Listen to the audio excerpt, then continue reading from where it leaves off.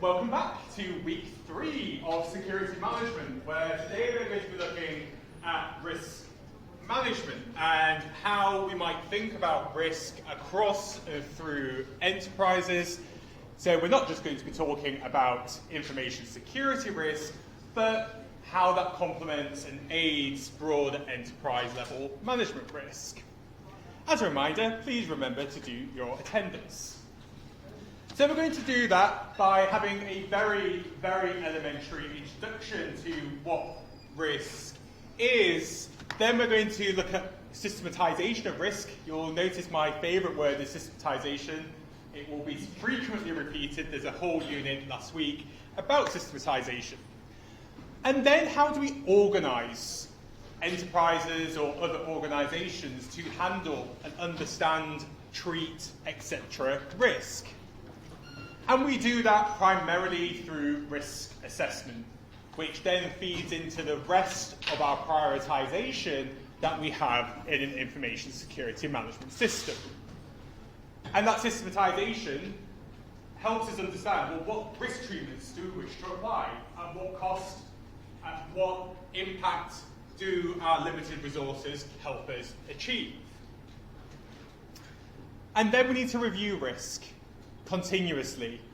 So, well, if you've been reading the news in the past couple of days, the National Cyber Security Centre has released its annual report, and it wrote to the FTSE 350 companies, so the top 350 public companies in the UK, to say you're not doing enough around reviewing risk and your resilience. So this is a really hot topic. The UK government is saying you're not doing well enough at risk management. So this is why it's so important. And our objectives then today are to understand what risk management is as a core principle of being good information security practitioners, examine how ISO 27005 thinks about risk and how that interrelates with ISO 31000 enterprise risk management, and what those competing priorities and strategies for risk are. And I've got some lovely worksheets, so it will feel like a school class today for you to work through. And we're mapping to the similar objectives we've had for the past 2 weeks, where it's doing that critical analysis of different approaches and alternative security management strategies. So, ISO 27005 defines risk in this way: the effect of uncertainty on objectives. Sounds deceptively simple to talk about the effect of uncertainty on objectives. When we think about how standards and the way that we think in security management around systematization, defining those objectives is therefore really, really important. So when we talked about last week about top-level policy, those objectives, how they get then defined in your topic-specific policy and then down to your procedures, it's about, well, what effect of the uncertainty against those objectives are we trying to manage? That is risk for information security. There are numerous other ways that you can think about risk, but this is how information security tends to think about it. But there's this important note in note 7, which I highlight the word harm. And the reason I highlight the word harm is because in information security, we're frequently encountering uncertainty. So when we're really thinking about risk, we're understanding when does a particular uncertainty lead to a harm in an organisation. So, for example, we have lots and lots of information security events. And I'll talk about that more when we talk about incident management. But an event itself is not harmful, whilst a decision to say something's an incident is. And so here, a decision around the harm of an organisation is really, really important. And we'll reflect more about why that's an important distinction in 27005. And so, no matter who we're engaging with, there's always a potential for that lack of uncertainty against our objectives. In many senses, some people would say our entire job is to reduce uncertainty in organisations, along with colleagues from different parts of risk management, whether that's finance risk management, people management, etc., and so on. So, if you've done risk before, this is the most cliched thing to talk about. If you haven't, then this is fine. So, F1 cars, F1's my favourite sport, just in case you want to know, are really high performance, right? So they're designed to go fast and go around a particular circuit. But the brakes on those cars aren't there to slow it down, just make it go faster. So it means, if you've ever watched F1, when you're going down straight, it means that you can brake at the very last moment because you can build speed to enable you to go faster. So rather than thinking about brakes in terms of a control, so which we explored last week with systematizing security, here it enables us to go faster. So this is one of the arguments you typically see deployed in boardrooms around, it's a really simple device, because most people understand the car in F1 is meant to go fast. So the reason we need security is because we want our organizations to be potentially efficient, make money, and the way you do that is by applying controls in that information security to enable us to do that potentially faster. This is the selling point for information security, because in most instances, we just look as a practice as though we're draining money away from the organization.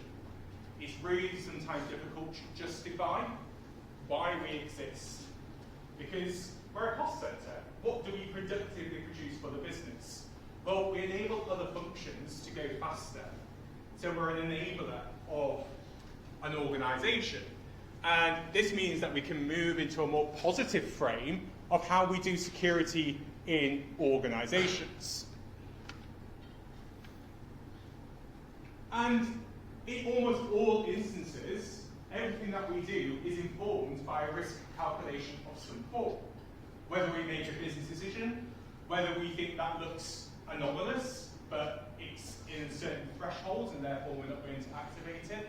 There's so much risk-based behavior that stretches across our industry. And this is due to a number of reasons.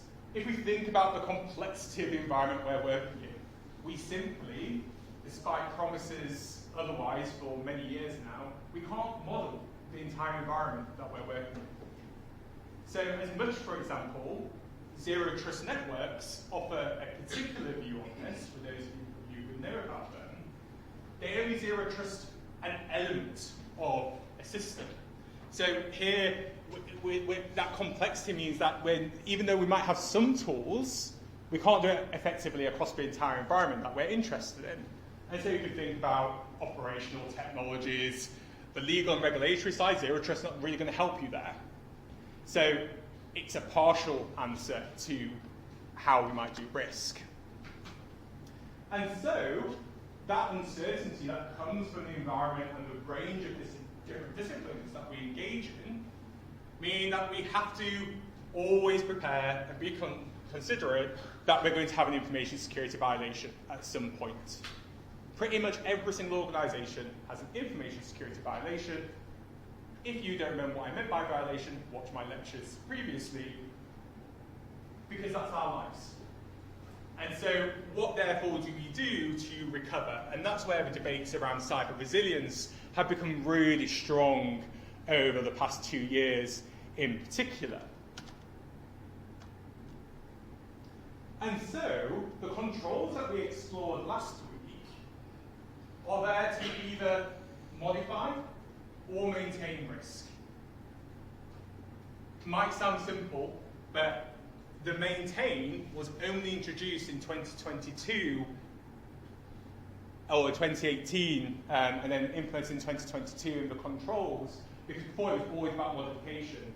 But there was an explicit recognition that we sometimes need to maintain risk. Sometimes we're happy just to continue doing what we already did. We don't always need to modify it. And clearly we're not alone. If we think about how information and cybersecurity is embedded across our companies, our universities, and so on, it means that we have to engage with other types of risk management. It's very, very rare, exceptionally rare, for information security to ever be discussed at board level. Despite what the National Cybersecurity Centre wouldn't like, hence why they send that letter, it typically falls under a technology risk. So that might include things such as buying new equipment, redundancy in old tech, etc., and so on. And so we're often having to make an argument as risk practitioners, as information security practitioners, that we should be listened to, because organizations have a huge range of interests. And let me tell you, information security is typically at the bottom until it's not, and it comes to the top and then it goes back up to the bottom again. And that's a real challenge for us, because it means we get a lot of attention and a lot of pressure at certain crucial moments, but then we're forgotten about again. And so how do we sustain interest in ourselves is through risk management. This is how organizations speak to one another, different parts of an organization. So when we're saying, well, we should invest in this, what organizations will ask of us is, well, what's the impact of that? Why should I care? Why should I do it? And if we can't articulate what the impact is on modifying or maintaining a risk through a security control, it won't get funded. And so one of the ways that you can articulate that is say, well, we've got these type of threats, going back to a threat-based understanding of information security, or we've got these vulnerabilities, right? So that's one way. This has a very limited traction in the long run. In the early days of information security, threats and vulnerabilities were the way that you got funded. And what you had to do is increasingly catastrophize the risk. But people become resilient to that behavior. And so if you say, oh, the world's going to constantly end if you don't invest in us, they'll look, well, the world didn't end, so you're obviously lying, or something's not quite right. So we have to be a bit more nuanced in how we talk about things. And then the next way is by saying, well, what's the likelihood of this impact, or the likelihood of a violation leading to an incident? Because there are so many things in cyber and information security that we could say, well, if this does happen under these niche conditions, it might cause X. That doesn't really work well when you're talking in an organization. They will not listen to you. So you have to really say, well, what are our high likelihood, high impact events? And then you work down. And so this helps with our prioritization in a systematization of information security.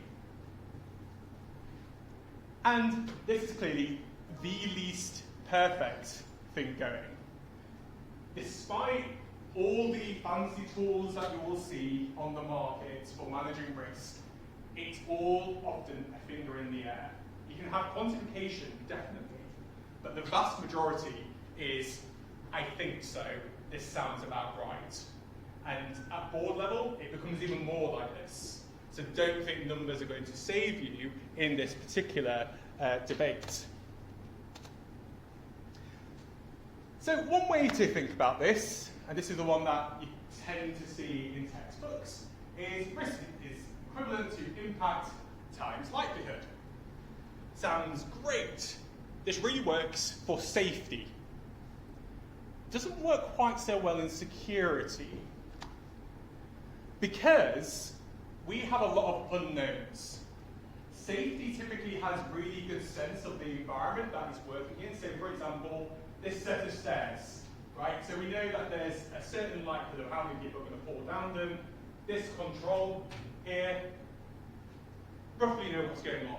That insecurity doesn't really work in the same way. Hence why risk translation in organizations is difficult for us, because they're used to safety, not security. and that's really quite difficult sometimes to convey. And it's because we're limited by our current knowledge. So because we're having constant new updates from our threat environments, threat intelligence, for instance, great. Means that we know, hopefully, what's coming down the line, but the way that we do security in organizations is typically on much slower timelines. So if you've got to take 6 months, 12 months, you've got a huge lag in how you then implement controls. And so that dynamic environment of the current knowledge really impedes effective security management. So, my claim, compared to others, so this is, you'll see different things written, is that risk management doesn't make us necessarily more resilient. That goes against what the National Cybersecurity Centre think, but what I do think it does, it helps us focus our limited resources. That's really the value for organisations.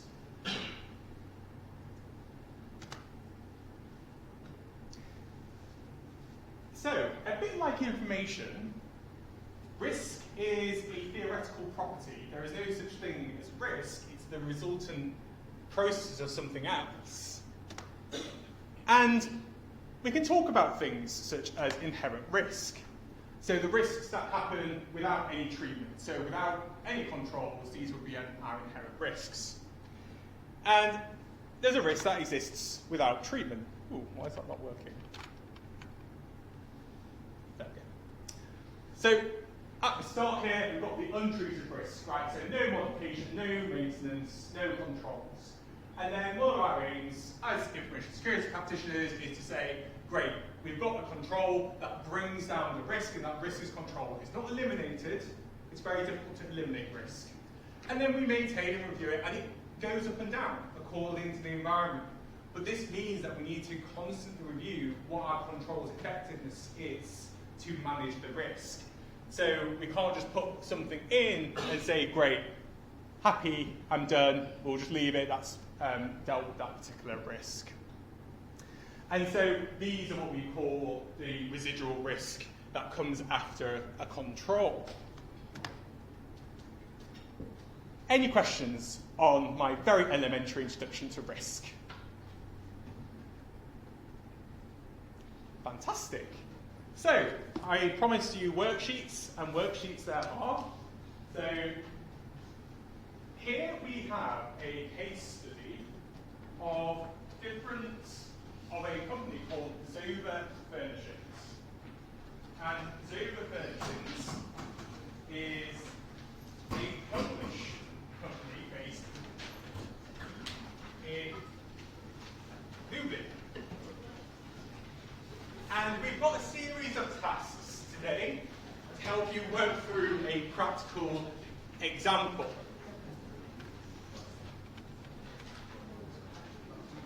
What I would like you to do is read that case, and in the first box, which says Individual Reflection 1, I want you to identify what you think 3 business objectives are of Zova Furnishings, and 1 risk to each of those business objectives. Think about a justification for that. I will be going around the room. You have around 10 minutes for this. Before you do, any questions on this task? When we're talking about risk, there are clearly a huge amount of standards and frameworks that we can refer to. The ones that I primarily refer to here, because I think they're somewhat the nicest, although we can disagree about that, is the 31,000, which is the Enterprise Risk Management, and 27,005, 2022. So that is where we got Modify and Maintain, and then that got transitioned in 2022 over to the Information Security Specific Standard, because we're inheriting a lot from that broader enterprise risk standard. And then you've got NIST SP 821, which does have some similar things in it. And you've got things such as the NCSC Risk Management Guide.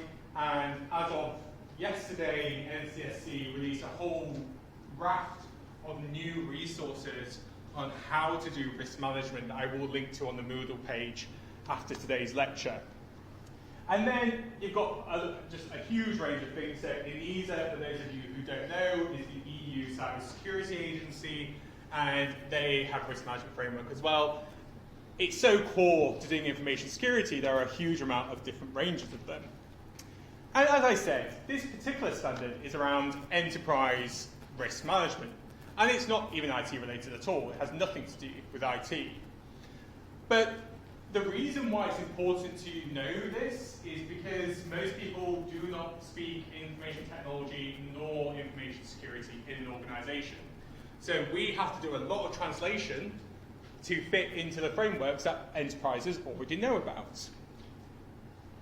And there are three different main elements to 31000, which are the principles, so value creation and protection, the framework, so how does leadership and commitment become a dominant part of thinking about, well, who gets to decide risk? In the very same way that 27001, the information security management standard, talked about leadership and commitment, it's very similar here. So it's all about how do you structure down that leadership and commitment for risk in an organization.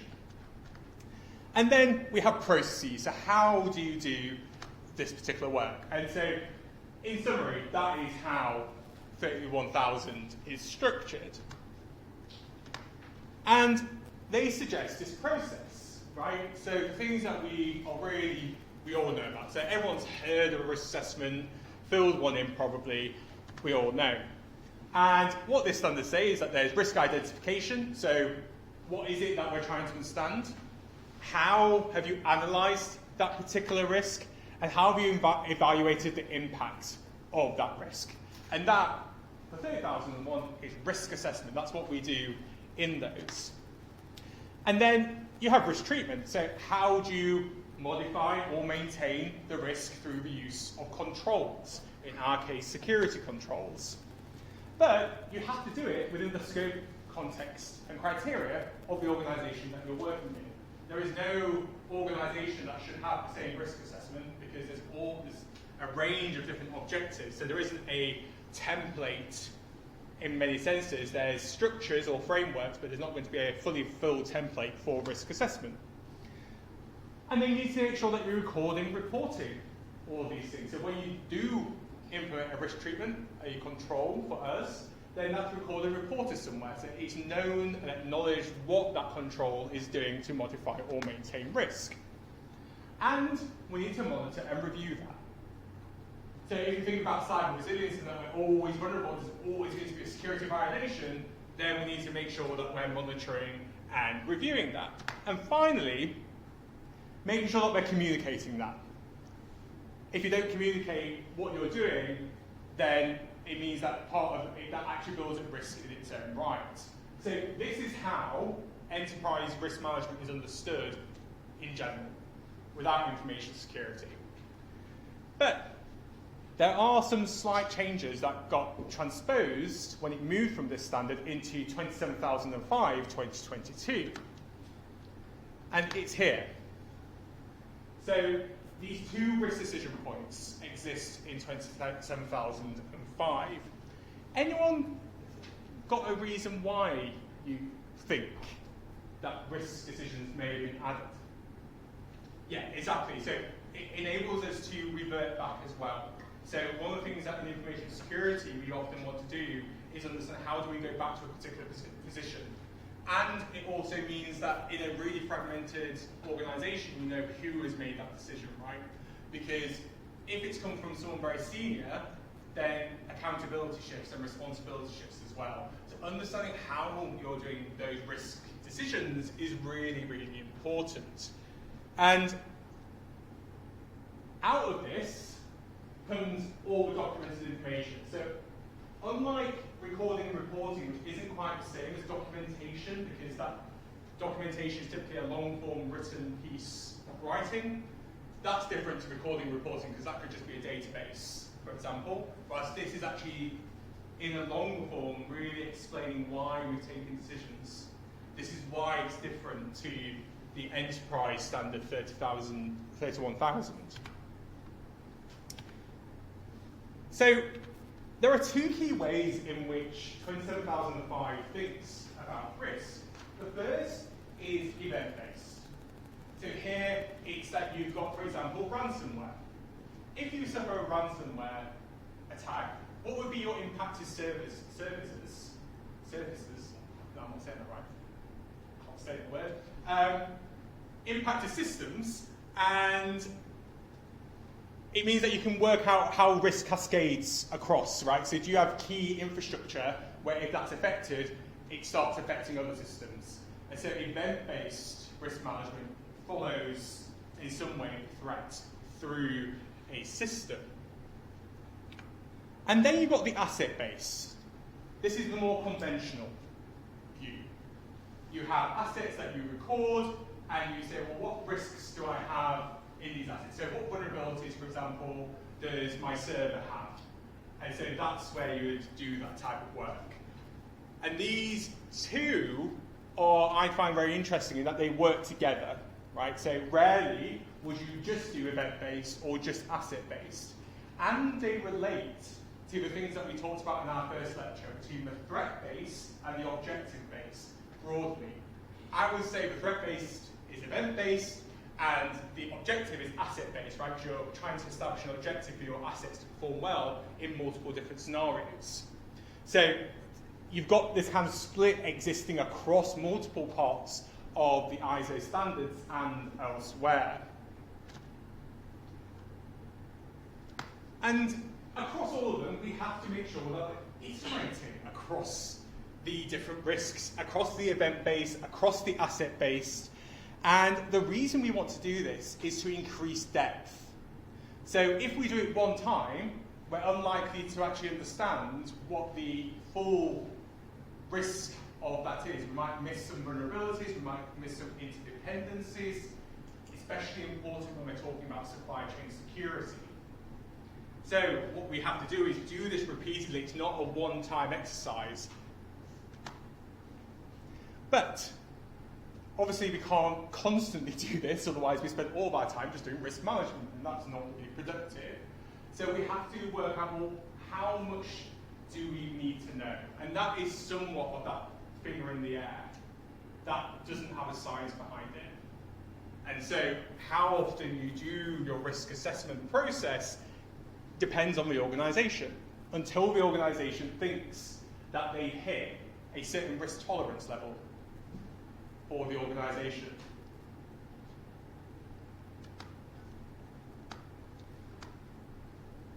So how does the organisation deal with this? Well, you need to set some basic criteria. What evaluations are you going to do? What type of technical verifications, etc. and so on. How do you assess impact? What's your way of saying what impact is? Is it a low, high, medium? Is it a kind of point system? Is it the financial value, which is how most organizations do it? And what are you willing to accept? So, for example, in the top-level policy that we talked about last week, you have particular exemptions within your policy. So how do you deal with exception handling? This is partly done here as well. So where do you accept we are not going to manage that risk? Is as important as saying which ones you are going to manage as well. And define the scope and boundary. So think about Cyber Essentials. Very clearly defined scope, that is very easy. In NIST and ISO, much harder. That is self-defined, but it matters because if you miss out a certain part of your organisation that then has an event-based problem in terms of risk, you may as well have not done the risk if you've not set the scope and boundaries right, because that's such a key determinant over what you then invest in. And you need to establish an appropriate capability to do this. You can't just tell someone who's already hugely overworked, yeah, you just do the risk management there, because they're not going to do it properly. So you need to make sure that you're planning for this as well. And so this leads to the questions of, well, who's responsible for managing risk? for making decisions on risk, for identifying them. And what do they do when a risk materializes, for instance, or there needs to be a change? Who's got the ownership and capability to go to a higher level, a decision maker that holds budgets, to say, our risk profile has changed, we are not modifying the risk according to our risk acceptance criteria. And so one of the ways that you might do this with evaluation criteria is, so what's the strategic value of our assets? So if we've got an OT environment, we might have a bespoke system. If that goes, our entire organization collapses, right? So you might have strategic points of vulnerability, and so that's where you might want to use your asset-based risk assessment to identify those. And that then lets you focus on what the criticality is. What are your compliance obligations? So if you've got personally identifiable data, it means you've got to have pretty good security on that, because the threat of the fine is quite high. And so that will change what the context is in which you're building your risk portfolio. How you align to the business objectives. So if the business objective is to grow at all costs, perhaps information security is not so much of a problem, because the organisation wants to focus all of its asset, all of its finance into growing the company. When you encounter that, typically in startups, information security is very, very hard, because no one will give you money. And this has particular linkage to business continuity that we'll cover in a few weeks, which is to say, well, if these are some of the business objectives, what do we really need to protect to keep that going? So in the case of Zova Furnishings that you've just read about, you might think, well, what's the business objective there? What's the really key thing that they need to keep on going? Is it actually something that they own? Or is it their reliance on a third party, such as SofaServe or the delivery company, right? That might be as important to understand, well, are you mapping and understanding and validating third-party risk? And then you might use impact, right? So here, somewhat more event-based in the style. And say, well, when does information get breached? What's the loss of business and value, as we've already discussed? What's the disruption to plans and deadlines? If you've got a service level agreement as a business, so you'll say you've got to provide X service for a certain uptime or certain speed or whatever it is, what happens if that gets disrupted? Are there issues with that? Reputation. What happens if your service goes down, if you're running a critical service, right? All of these are super important to understand that context before we've even moved into the risk assessment proper. And that scope is just really, really hard. I would say that's probably one of the biggest challenges that we have, because if your context and scope is not correct, your risk management is incorrect. So if you don't get this right, you will not succeed. There we go. And I'll keep repeating the enterprise level risk because it's so important. And it's not just about having the resources, right? So organisation, you might have the capability to do the risk assessment and have a beautiful risk assessment that has all the bells and whistles and says, we're going to do all these huge investments. But if you don't have organisational capability to do that, then that's not going to modify your risk into a particular acceptance threshold. And so you need to define the policies and procedures, part of that systematization we talked about last week, monitor those controls and review their effectiveness. And so when we're thinking about information security risk and enterprise risk, we can't simply think about risk in isolation. We have to talk to others. So an HR person probably knows more about the value of a particular system that they don't own, but they use, for instance. If you've not mapped out your business process properly and have identified a particular process that must always continue, you need to ask people to know that. You're not going to know that instinctively. You'll have ideas, but you need to speak to other people. And this is partly about having that clear ownership. So as I said last week, if we don't have owners, typically role-based owners, not named owners, then your asset knowledge might go down. So you'll probably have a nominated individual for different systems and say, well, how important is that for you? And so rather than us just simply implementing in the back room information security, in fact our role is much more of a negotiator. We're typically negotiating risk and how that manifests in different ways across organizations. And that means we need to plan. If we do not have a plan, we are not going to succeed on this front. And again, my favourite word of systematization. We must systematize this because it doesn't just happen organically. You can't just call someone who you know and say, oh, does that sound about right?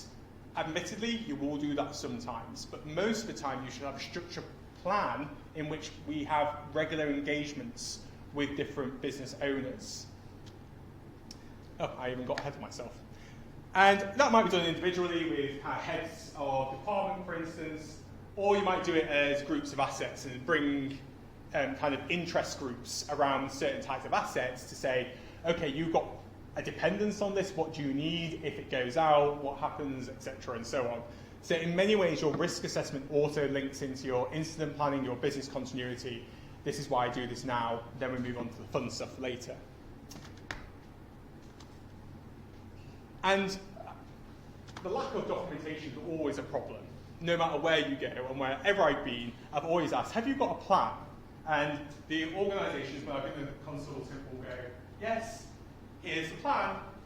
I said, when did you last read that? When did you last test it or validate it? And they went, it was written by a consultant a few years ago. We think it's okay. And then you just go, well, it's not linked to anything. It's just a comfort blanket. You may as well just wrap it around yourself and make yourself a bit warmer. Like, it's not going to do anything for you. And that documentation is so important for responsibility. It must be tied to ensure that if something doesn't work, that people are held responsible for it, as we rightly should. And it's important for organisational memory. So people will constantly change in an organisation, but our risk assessment needs to constantly be revised and renewed. So if we don't have organisational memory, especially around legacy assets, this becomes a problem. So we need to make sure that we're handing over legacy knowledge, because if you don't, you'll have black boxes in your estate and you won't know what's going on in terms of the risk. And it'll become really difficult. Move on from that. Any questions on the kind of the boundaries around risk assessment? I can tell I'm really boring you to death. This is fantastic. Right, okay, so risk assessment contains these things, as we already saw on 27005. Risk identification, analysis, and evaluation. And it's to evaluate the assets, threats, vulnerabilities, effectiveness controls, and consequences. But really, the reason we're doing risk assessment is not just to know, it's to do that prioritization and ranking. So what do we actually want to invest our time and financial capital in? And as I said, they're typically done in two or more iterations. So you'll do a high-level one, which kind of scopes out the area and identify really high risks. So what's happened in the past year, what's really changed across our estate, what do we really need to be concerned about? And then you go and say, well, how risky are these high risks? Because cybersecurity and information security is so huge, we have to do this narrowing process, which means we do miss stuff, and we can have a debate about that. But you go down into the depth, and then you keep going round in that circle. Because to be honest, in most cases, we can't tackle anything below high. Typically, most of our risks exist in the high category, so we're having to make decisions over things that are basically always quite systemic within organizations.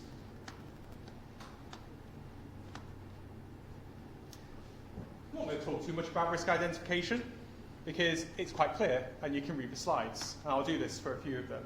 But the only thing I will say here is that you just really need to know the person who's responsible for it again, because they're the person who actually understands typically the risk and what's going to happen if it doesn't work. So you might look at your assets in scope, what the value is. So that could be any of these things. I'm not going to linger too much on this. But you need the detail, right? So if you're working in an information security function or a risk management function, regardless, a one-line summary of what that asset is not going to be sufficient. You need to understand what the business impact is if it's degraded, if the CIA is violated in some type of way. And we need to have that responsibility and accountability, whether it's production, deployment, etc. And I use the word sometimes for a reason. So imagine that you're an owner of a really old legacy IT system that really should have been replaced 10 years ago. But you keep saying, oh, no, it's really important, we need to maintain this. Sometimes assets are related to people's jobs. And so, as much as this might appear like a neutral exercise of risk, it's highly political, and you'll find people hiding in cupboards because they do. You literally have to go and find them. The classic case here is when I was out in North America and I was doing a merger, or demerger, sorry, for Greyhound from First Group. And I was basically in a flat-out car driving across the US, basically going into random Greyhound buildings where there were literally people locking themselves in offices because they knew that I was coming to do risk assessments on them and they would fail. And it would mean that all of their, basically, they were stealing a lot of money from Greyhound as an organisation. And clearly, risk management had never been done, and they just knew it was all going to come down crashing. And that's why Greyhound was sold off and now is owned by private equity. But it really does occur. People literally do hide in cupboards. I remember literally finding something and I'm like, hello. So yes, I've got lots of those type of weird stories. So, got some group work for you now. And what I want you to do is that you hopefully have 3 beautiful business objectives with associated risks on your sheets. I want you to share them with your group. And in your group, I want you to select your 3 collective business objectives. This is probably simpler than you think, because hopefully the complexity of the case is quite low and you should have similarity across your objectives and risks. And what I want you to do differently is to select the asset that is key to delivering that business objective. Right, so one asset that you would need to have to ensure that that business objective can be delivered. And write that on your group 1 sheets, and I'll give you 15 minutes, but that 15 minutes will also include a break. So it means that you can kind of do what you want. So we'll officially start at 10 past, but it's up to you how you want to use that 15 minutes. Any questions before you depart? I'm going to see, and let me just get my prompts going, what ChatGPT thinks about this, because I will tell you something, it's good at some things, and it's not good at this.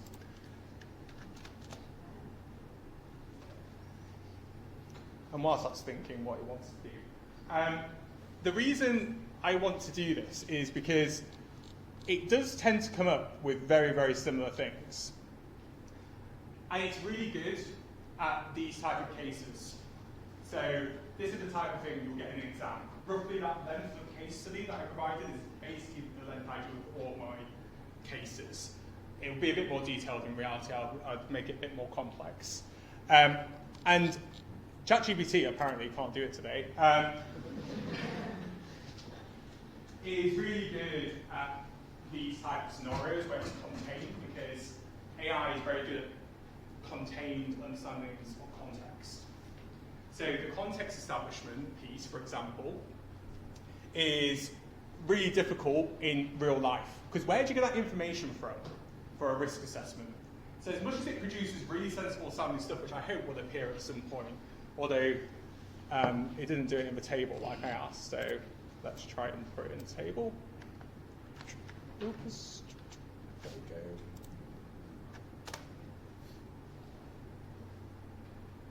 There we go. So it's got a graduate level table for you. And I don't know if it's going to produce it. It does kind of produce something every time. So here you've got maintain brand, you've got customer experience, someone said customer experience, right? And you've got efficient and secure operations. And you can read those, I'm not going to read them to you because they're up on the wall. But for me, what is super, super interesting with AI is it's good at this, but it's really bad at real life. And so if you do want to use this, because most risk practitioners I know are using this, despite my grievance, it's good if you've got a really contained environment. So if you know all the context you can provide in a prompt to different LLMs, it will produce a really good risk assessment. The issue is that we tend not to have that information available, and it's not easily attainable from anywhere either. And so this is why I have questions for many of my colleagues who I have a lot of nice words to say about when they're doing this and doing this in general. But anyway, I've got some more prompts which we'll go to in due course. So back to the lecture. When Microsoft allows me.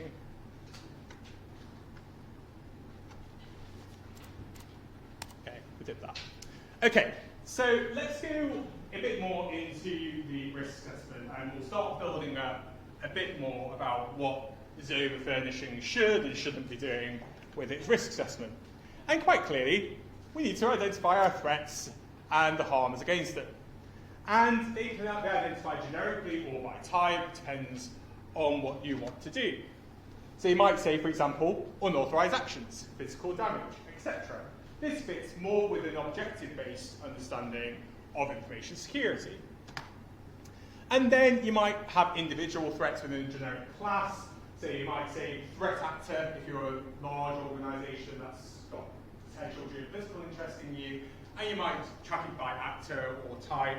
It depends on the organization that you're in. And that will come from those asset owners. Your legal department does need to be involved at some point in this process, threat intelligence feeds, human resources staff, and so on and so forth. And that internal expertise about what's gone wrong before, which is part of the incident response lifecycle, which we will cover later, is an important part of where you get ideas about how threats manifest in an organization. And existing controls must be identified. We need to know what's already there. So how are we already modifying or maintaining that risk? And we need to avoid duplication. There is so much duplication in information security. So you'll have a SIEM product and an endpoint detection software, etc. and so on, but basically typically doing very, very similar work. But what that means is that you introduce significant complexity into how you're identifying risks across your organization. Obviously, this is what security operations centers do. So SOCs, for instance, they'll do a lot of this management for you if you're in a large organization or you outsource this. For smaller organizations, this is just really, really hard to do. And are they working? So how are we measuring their effectiveness? We need to know that as well before we do any modification.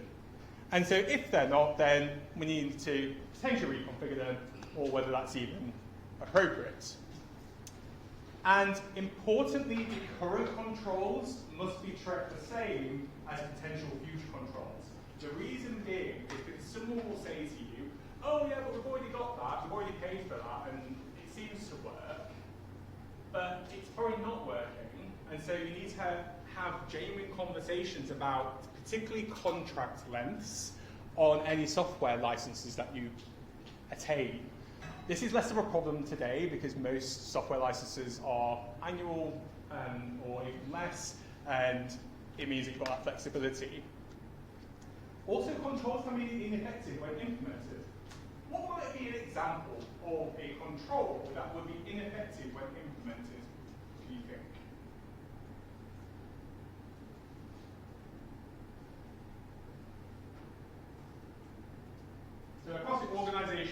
technological, people and physical control categories. What might be one? Yeah, please. Sorry?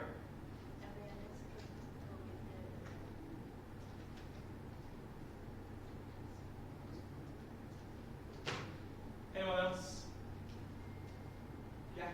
Something to do with the password policy, where there's too frequent and easy to get these different passwords. Yeah, right. So if you've got a new password policy, it will take time for that to implement. That's maybe a kind of short-term lag, but there will be a lag nonetheless.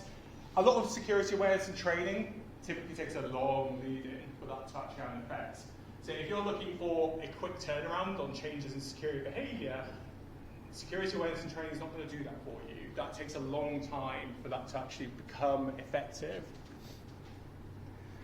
And so we need to do that checking and replacement in general.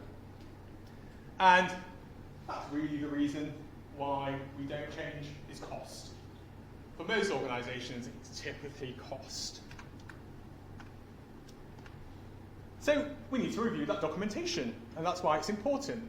And we might look at the risk treatment implementation plans, which are somewhat later in the process, I admit, but it's important to reflect on here, is, well, we should be looking at event and asset-based understanding of our risk treatment, and, well, if we see that there are problems in there, then that helps us identify which controls that we are going on and what they're doing together. And we need to think about socio-technical appreciation. So you might have a control that works really well in one context and really poorly in another.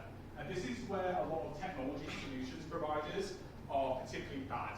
They'll say, it works in 99.9% of all cases if you have condition X, Y, Z, onwards, because ultimately, people have to work with it, organizations have to integrate it, so rarely do any of the percentages that technology providers actually say are true. They're much lower in reality. And you need to consult with the people affected by that control. For example, if you've got an operations technology environment and you've got a factory manager, you need to let them know if you're going to do something that's going to shape how they produce things. Because if you do it, for example, encouraging MFA and multi-factor authentication to access the systems in a factory setting could be inherently dangerous and affects the safety of that factory because they may just need to get access to stop something or to get something done. So security there can be really harmful. So that's why we need to make sure that we're engaging with the people affected by it. And reviewing any results of audits that we'll be doing in Unit 8. And clearly then we have to think about vulnerabilities, and we've talked extensively about vulnerabilities, but we just need to make sure that we control for them. And vulnerabilities and controls, a control can be a vulnerability. Everyone got an idea of when a control can be a vulnerability? Right, an example, a well-meaning control that can easily be exploited in itself. One good one, I think, relatively recently is endpoint detection, right? So the CrowdStrike incident, that led to a vulnerability of a violation of availability in a lot of organizations globally. So here, your security technology, because it hooks so deep into your computer system, because it needs to identify malicious activity, also becomes a strategic threat. And this is what a lot of threat actors are now exploiting. They're trying to hack cybersecurity companies because they have some of the best access into the majority of systems internationally. So here, a really well-meaning control can be a vulnerability too. We can't do much to mitigate that particular one. That's not for enterprises typically, but that's where a lot of state activity is looking into. And then you've got the classic bit, so the risk assessment, which is the analysis, where you identify the criticality of them, the extent of known vulnerabilities, and prior incidents in the organization. So the way that we might do this is by having different metrics by which we are attributes. Low, medium, high being the kind of classic one, and the consequences that will occur, the impact. And I won't linger too much on quantitative via the qualitative, but in practice you're doing a mixture of both. You're typically using a mixture of quantitative data that you're receiving from your logs, for instance, and then you might be applying that with a kind of a sense of a qualitative view of, well, how likely are those logs, what are they telling us about what's actually happening in the environment. So as much as a scene, for instance, may automate a lot of this, and it very helpfully does, it doesn't necessarily solve risk management for us either. It's a tool, not the actual risk management process. And the reason we do this analysis, as I've said multiple times, is for prioritization, and that systematization helps with that prioritization. And some of these things might be to say, well, what's the value of the replacement? So if this does go offline, then what do we do if it does? And remember here, we're not just talking about confidentiality and integrity, we're talking about availability too. This is often the thing that gets missed in information security risk management, is when you've got something old and legacy, what happens when the availability of that goes? So typically you need to cost that in as well into your plans. The amount of organizations that will try and keep hold of the oldest possible laptop and just give it the same value is quite insane to me, because then they always misallocate. And that tends to mean that the value of that gets pushed on IT departments, which makes it very fiscally constrained area of a business. So we do this through business impact assessment, or BIAs. And these enable us to really articulate that connection between the risk and the business objective, which is partially what you've done on the worksheets. And that means that we assess the impact and tie it closely to the asset valuation. Organizations speak in finance terms.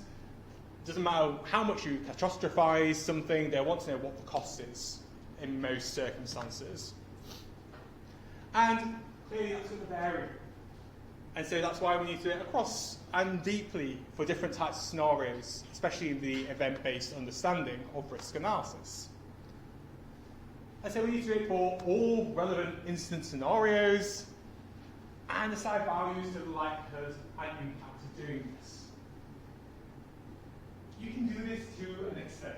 So in banks, they do this hugely and extensively because they have a huge amount of money to do this. Because if they don't do this, they also face a huge loss. So they're willing to do this to a greater depth and extent. And we can say that estimated risk is a combination between the likelihood and the impact in the classic risk calculation that we saw. Any questions about risk assessment? In many ways, what ChatGPT was doing was the kind of correct way of doing it. You identify your high-level business objective, and then that's saying, well, these are the things that we need to keep the business going. And risk assessment, what we'll talk about when we go to business continuity and incident management, helps define the scope. So you say, actually, we just need to keep the business going at certain points, and that might be where you invest the maximum amount of money. So understand what the key bits of your objective are to keep running, and what your minimal viable service is. That's where you tend to focus your resources, and everything else becomes kind of discretionary as you go further out. So yes, it's a mixture. So ChatGPT is kind of like really big worldview and the kind of views that people are having. And this is because businesses think differently to many information security professionals. Businesses think in events. We tend to think in assets. Assets are very numerous and complex, and there's more than you can ever do. So that's why businesses tend to look at events, because they're things where they say, well, they're more likely or not. And if this event happens, we were unlucky. It's a different way of viewing the world, I think, partially here. And so that's why you have to integrate both the event and asset-based route to kind of come at a compromise position where you're not going to map all your assets because that's impossible, but you've got most of the events. And that should give you a reasonable level of acceptance criteria to say, yeah, we're fairly confident that the business is going to do well. That's why we now focus on resilience. Because risk management is not going to stop most of the violations. It will stop the most common ones, it will stop maybe the really high impact ones, which is what we do want to stop. We want to stop the ones where our business goes under. So Jaguar Land Rover, for instance, maybe they didn't want a ransomware attack against their organisation, so they didn't seem that prepared. They didn't have cyber insurance. for that type of organisation, I'm not generally a fan of cyber insurance, but it would make sense for that to be able to modify the risk that they're going to be targeted by cyber criminal groups because their entire services go down. They need to get running up again. Factories or particular OT environments that are really difficult to start back up.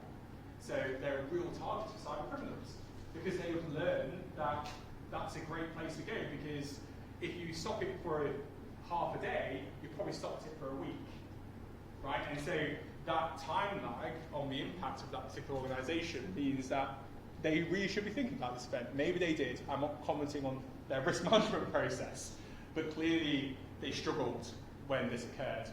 And we'll see in the next weeks and months what happens to Jaguar Land Rover with that ransomware attack. Does that answer your question? Yeah, more or less. Okay, wonderful. Any other questions? So you're going to talk about, so for others who didn't hear this, I'm just going to summarise, so apologies if I make an erroneous summary. Essentially, how do you maintain customer experience without too many controls being in place? Yeah, right? This is where it becomes difficult because you've got different pressures as information security practitioners because the safest organisation is one that doesn't exist, or the most secure one is one that doesn't exist. So we have to accept risk. We have to. And so that's the debate, and that's why we're negotiators. We're not people who just sit in the background and implement stuff. We've got to be negotiators with the business. A lot of the problems people... So when people say, oh, IT is so annoying, right, the kind of common refrain, it's typically because we're not doing that negotiation very well. So if people understand why we're implementing controls for limited reasons to address particular risks that help us attain an objective, that's a much easier narrative than sell to the rest of the organisation. It's when people don't understand that process. This is why I'm trying to do this with these sheets to show you that enables, in the long run, a much more effective information security management system. Does that help? Okay, what time are we on? Right. So in risk treatment, we've got 4 options, which is where we've started to go to. We've got modification, retention, or acceptance as it's sometimes called, risk avoidance, and risk sharing. And depending on the estimated risk that comes out of the quantitative-qualitative process will depend where we go. So in most cases, we're using controls to modify risk. And sometimes we will use controls to maintain, accept, or retain a risk, or we just say we're just going to accept it without a control. Avoidance is something you should not do as much as possible. If you're avoiding risk, then you're not making an informed decision, because what you are really doing, I would argue, is accepting risk. I'm just using what the standard says here. So I don't think it's possible to avoid risk. You either accept it, you modify it, or you share it. But you can disagree with me on this, because the standard says otherwise, and in general as well. So in your risk treatment, you're going to use your risk assessment that you did. The cost of that implementation, the benefits from that, and making sure that you're using criteria that the business sets, not information security practitioners, and how it links into business continuity. What's a minimal viable system that you need to be able to keep functioning? This will vary for organizations, and we'll talk about this more, but for example, a university, we actually have quite good, we can probably continue for quite a while, because as long as the lights don't go up, I can still teach even without a PowerPoint presentation, but eventually they need to get your fees, right? Otherwise they can't run the organisation. So there's a certain time, and we'll talk about that, about how long an organisation can maintain its continuity. And then you've got priorities within that. So what treatments can address more than one risk? This is why we have integrated technological solutions in marketing, because they're trying to appeal to businesses that are trying to get an all-in-one solution. It's not a bad sales strategy, because it promises things that are unlikely to be realised, but it's seductive in many senses. And then you might do a cost-benefit analysis through that business impact assessment, the BIA that I mentioned, and you might say, actually, existing controls, we don't need them anymore, let's depreciate them, and then we'll monitor what's going on. And when you're modifying or maintaining a risk, you're trying to do it to some type of residual risk, and it needs to meet the risk assessment. So how do you balance those competing priorities, which we talked about, for example, with consumers, right? You don't want to put too much control in, otherwise they won't engage with you. And what's that return on investment, ultimately? So can you quantify what happens if a violation leads to an incident? Then that can say, well, that would cost us this much, but our control only costs us this much over a number of years. So the likelihood of this occurring in this number of years is, I don't know, once every 5 years, and it's far cheaper to put the control in because we're likely to be hit. And I'll talk more about some of the kind of options that you might think about with ROI. And this is the easy one. We might need no more controls, we might accept it. And it's not quite as simple as not meeting the risk threshold that we might have, so that tolerance level that the enterprise might have, but it might be due to the type of risk. So it might be to say that this risk is, yes, above our threshold, geopolitical risk, for instance, but there's nothing we can do if a state tries to hack us, right? So we accept that even though it's well above our risk threshold, because some things you just can't modify. See, this is where I disagree. So I will have slides where I say the official position and my position. So in thinking around avoidance, it's about when they're too big, and what you can say is you withdraw, you change conditions, etc. But I would say it's a type of acceptance. You're just accepting that you're not going to be able to achieve that business objective, and therefore you might withdraw. I just don't think it's avoidance, but anyway, I've told you, and now you know. And then you can share, right? So this is how we typically work with third parties. So for example, when we're procuring cloud systems, we're typically sharing risk, because one of the reasons why a lot of organizations buy cloud services is because they promise that they'll be better security solutions. Please take that with a pinch of salt. However, that is how it is sold. But that can create additional risks. And so if you're reliant on third parties, for example, outsourcing your SOC, that's another route into your organization. So then you might have insiders at that SOC. You might have particular hooks into your organization that you don't monitor because you're relying on the monitorer to do the monitoring, etc. and so on. And so examples of this would be cyber insurance or cloud computing, as I already mentioned. Okay, back to your worksheets. On individual reflection 2. I want you to look at your 3 selected business objective risks and assets. And for each risk, say whether you should modify, accept, retain, or avoid, or share that risk, and why you think that is. We've got 5 minutes, and then we'll come back. So when we conducted our risk management process, unfortunately just risk keeps moving away from us. We finish and then suddenly it's all gone different again, which is frustrating. And that's because risk isn't static. It constantly modifies according to the environment that we're in. And so that means that we need to have monitoring to detect changes. And this often has to be quite active, right? So we need some sort of threat feed coming into our organization, particularly for medium to large enterprises to do this. And that's because when we detect changes, that means our controls, which may have been effective, are no longer effective. We need to see whether, well, do we accept that new risk profile?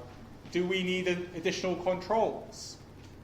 And that means that we have to treat each risk separately, and we might have to accumulate risks collectively to say, well, is a potential new vulnerability or a new threat actor changing a set of risks So in this case, event-based risk management is particularly good at this. So we'll say, well, the threat has changed, the event has changed, and therefore it's impacting quite a lot of the risks of our assets. And so if they don't fall into low or acceptable risk in our organisation, we need to somehow treat them according to those various different treatment options that we previously discussed. And so that's why we need to do both asset-based and event-based. And so asset-based tend to be a bit slower because we tend to know what's going on. The only difference here is when we have vulnerabilities appearing, and that's where we will need to potentially take action. Then if we then only look at it in terms of the kind of like the slowness of the asset base and then event base tends to be more frequent, we kind of lose control quite quickly of information security risk management. And so that's why we have to take a somewhat middling approach between the two. And every single organisation does this differently. And there isn't a golden rule about this. This is really connected to your risk appetite as an organisation. So if your organisation says we have a really low tolerance of risk, then they have to put more money and resources into it. If you've got an organisation that's got high tolerance of risk, maybe you don't need as many resources because you're willing to accept more. And that is something that will depend enterprise to organisation to organisation. So let's do a bit of an event-based risk here. So we've got a company here. I've run out of interesting names to call things. And it's got a legacy server that's not direct connected to the internet, but it's used to store critical information. This is something that we see quite commonly. You don't want to be connecting your sensitive information directly to the internet.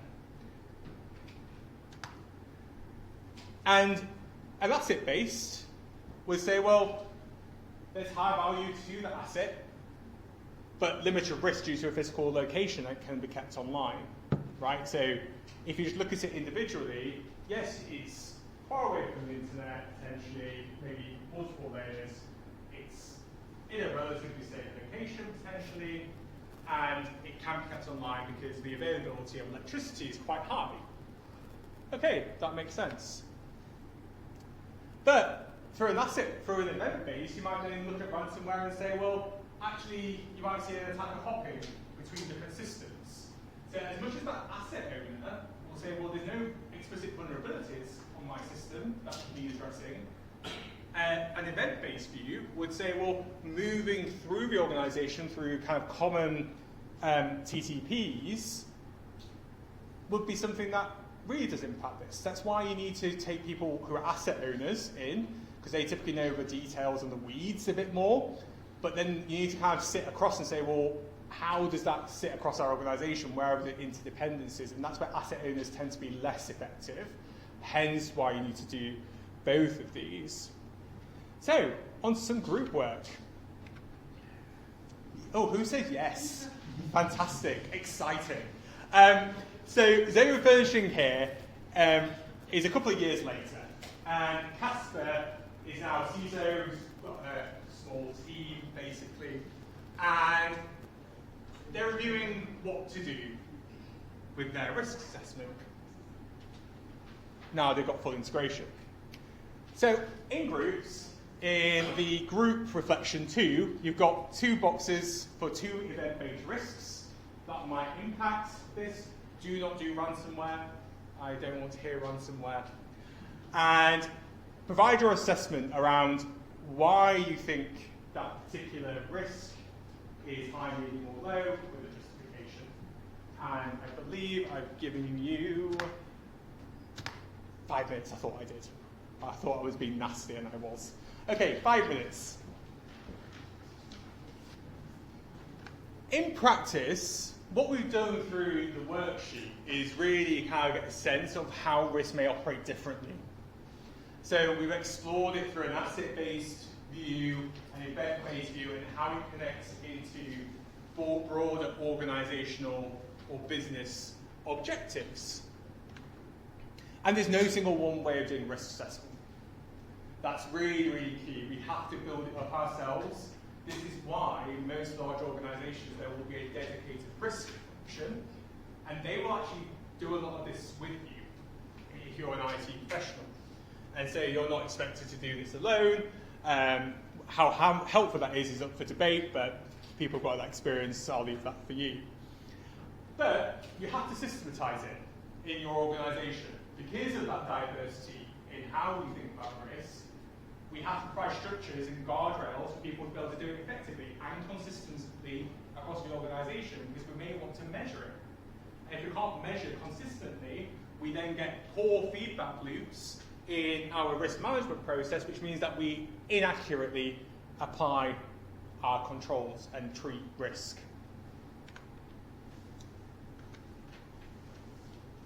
So, I tend to do this in the exam because I think this is the thing that people find more challenging, and therefore I assess it.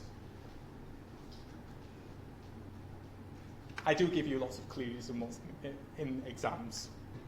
So, let's go through a couple of examples a bit further. So here we've got an HR risk, right?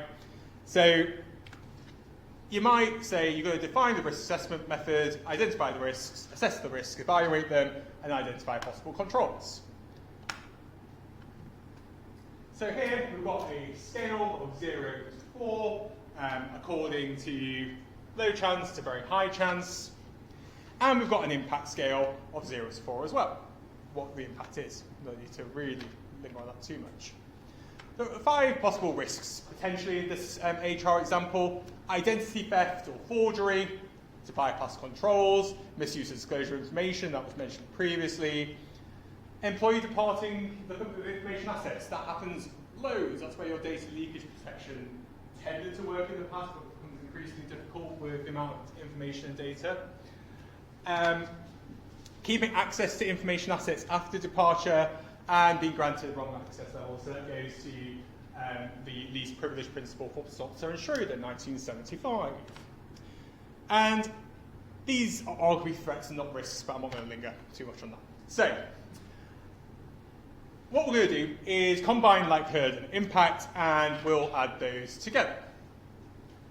So here, I'm saying that the likelihood of someone theft or identity forgery in this particular case is never going to happen. That's never true, by the way.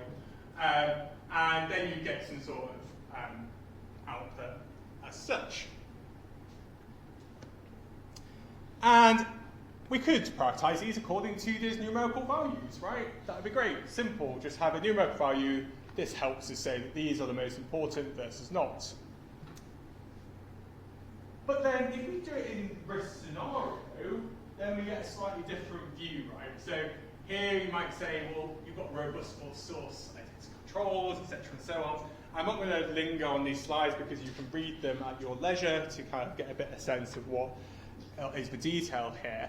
But for example, you've got a treatment of robust levers procedure, which affects 2 of the risks, right? So here's a control that's applying a risk treatment strategy that applies across multiple risks. And then another example, which I will go into a bit more detail on, which is password management. Here we've got a risk probability scale over time, which is 0 to 10, whatever you want to do, and the impact in finance short terms. This is something that is more typical in most organizations, hence why I am lingering on this a little more. And we can likewise combine likelihood and impact values by multiplying them, since they're semi-qualitative. And we've got 2 risks here. So a user password obtained by an authorized party, whether that's malicious activity, malware, whether it's someone who's seen a password, or a password database is stolen, for instance. Not complex in that sense. So the likelihood of the risk of someone's password being stolen is basically always going to happen, and the impact for, because it's a single user, is 3 because they might have access to certain materials. You might want to break that down a little more, but for simplicity here, we're saying that all users are roughly the same. You wouldn't do that in reality. And The likelihood of password database is stolen, I'd say, is still pretty likely, and the impact is huge, right? Because that's all of your passwords. So very simple in many senses. And so the password chances of being stolen is basically 1 million in a year, and then the cost of the user password is 100,000. So what we will say is that we're going to accept our current controls for individual users doing it, because the amount of ways that that can be done is numerous. Whereas we redo that one, the password database is stolen, so we're going to say no to this. It's got a high financial cost, high reputational damage, etc., etc., and so on. And then you might refer this to particular control categories, right, from ISO. And here we might, for example, put in password database to let you responsible for termination, use of cryptography, login user access. These are just some indicative ones that you will do. You do a lot more to protect your password database, and so on for the user password being compromised. So here, this is what a kind of risk assessment would kind of go on to do, and this is part of your risk treatment plan that I mentioned earlier. So I'm a bit early, which is nice, because I didn't linger too much on those things. But what's really crucial here is that risk management is just not one thing. And as much as I can tell you about context and the structure by which risk management occurs, you need to think. There's no tool I can give you that will necessarily help you this. It's about really engaging with the context that you're in. So if we go back to the 31,000 and 27,005 frameworks that we saw, that context establishment is so crucial to doing an effective risk management strategy. It undergirds everything else. So you're not going to have the same thing. If I ask a question in the exam, please make sure you read that case, because that case will give you all the information that you need, and I'll expect you to develop on it logically, and you have to tell me what steps there are in that logical development. Because I'm interested in why you think, not what you think. That's always been my philosophy in teaching. And if we are doing information security management, where, as I said, negotiators, and we're integrated into enterprise risk management, it's always, always integrated. And there are a variety of standards and frameworks that we've covered today, and we've got to do that event and asset-based approach together. I would sincerely practice the event-based approach if you feel comfortable with it. I'm always happy to have a chat with you to go through some more examples. If you want to use Sober, come and book some time with me. I'm happy to do that. That's what I'm here for. It's not just about the lectures. It's about the broader module as well. So what we've done today is understand risk management and its constituent parts, how 27,005 along with 31,000 do it, and the competing priorities and strategy for risk management. Any questions for you all get up and leave and do more interesting things with your Thursday, Wednesday evening? If not, please do contact down. I'm willing to have a chat about this. Otherwise, I shall see you next week where we've got Serena Fenn doing a guest lecture from the London Stock Exchange Group.